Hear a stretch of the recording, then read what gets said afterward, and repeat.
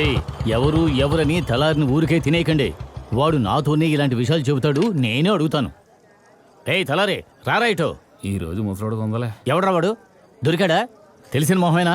దీనికి పోయి భయపడతావేంట్రా పిచ్చి వెధవా? రే, మనలాంటి రౌడీలకి ఇవన్నీ సహజం రా.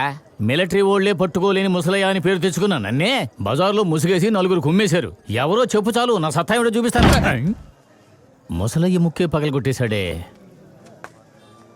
ఏదో బాగా టెన్షన్గా ఉన్నట్టున్నాడు. నేనేం చెప్పినా నేర్చుకోవడం లేదు. పైనుంచి కిందకి అదోలా చూస్తున్నాడు, అనవసరంగా చేసుకుంటున్నాడు. మా కుటుంబం వ్యాపారాల్లో పైకి రావడానికి ఎంతో మందిని అణగదొక్కే పైకొచ్చింది. అణిగిపోయిన వారు ఏదో ఒకరోజు పైకొస్తారు కదా.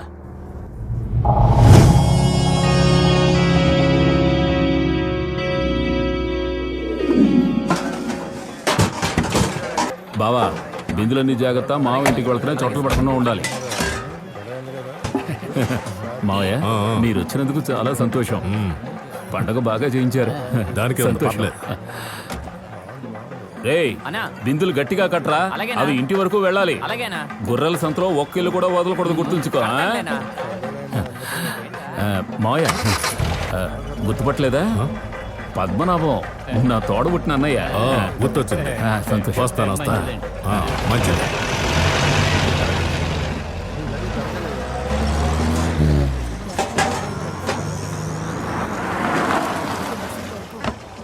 ఏంటన్నయ్యా కారు ఆగింది? వాళ్ళు రాబందుల్ని మింగే రకం. జీర్ణ కోసం అరికాల దాకా ఉంటది వాళ్ళకి. ఏమి సమస్య లేదుగా? ఏం లేదన్నా, ఏం లేదా? భుజంగరావు వాళ్ళ అన్నయ్య పద్మనాభానికి నామమాత్రం ఊళ్ళో ఒక అగ్గిపుల్లల ఫ్యాక్టరీ ఉంది. మన పేరు వింటేనే వాళ్ళకి హడలు. అంతేకాదు, భుజంగరావుకి పేరు కోసం ఒక లెటర్ ప్యాడ్ పార్టీ కూడా ఉంది. కానీ నిజానికి వీళ్ళ అసలు వ్యాపారం పెద్ద పెద్ద ఆస్తులు చేతులు మారుతున్నప్పుడు గొడవలు పెట్టడమే. గొడవలు వస్తాయి బాబు, గొడవలు అవుతాయి. మీ నాన్న వీళ్ళు సరిగ్గానే రాశారు, కానీ జెరాక్స్లో వెనకాల ఉన్న స్థలం ఇంకో పేరుతో ఉంది. ఇవన్నీ చూసుకోవద్దా? ఉంటాను మావయ్య. సోమలింగమూర్తి, నేను చెప్పి ఎవరిని వేసేయమన్నా కాదనకుండా లేపేస్తారు. అంతే.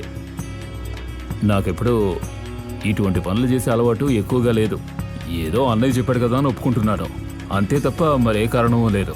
మా పేరు వాడుకునే భుజంగరావు పంచాయతీలు చేస్తుంటాడు.